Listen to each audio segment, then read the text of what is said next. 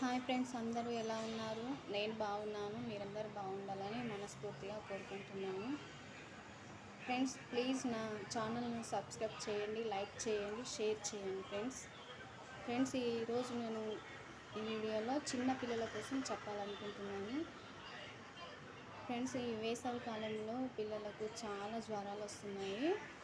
ఇలాంటి టైంలో ఈ విలేజ్లలో చిన్న చిన్న క్లినిక్స్ మాత్రమే ఉంటాయి. 24 అవర్స్ హాస్పిటల్స్ ఉంటాయి.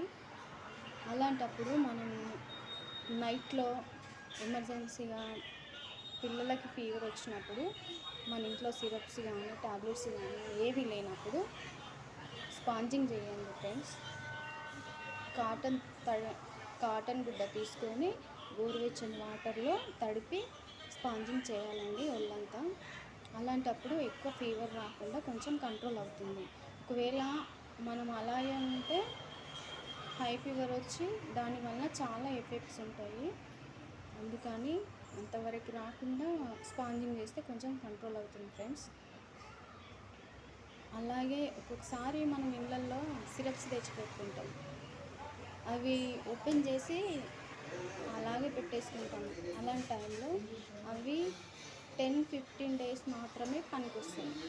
ఓపెన్ చేసి పెట్టినవి ఎక్కువ రోజులైతే పని చేయవు.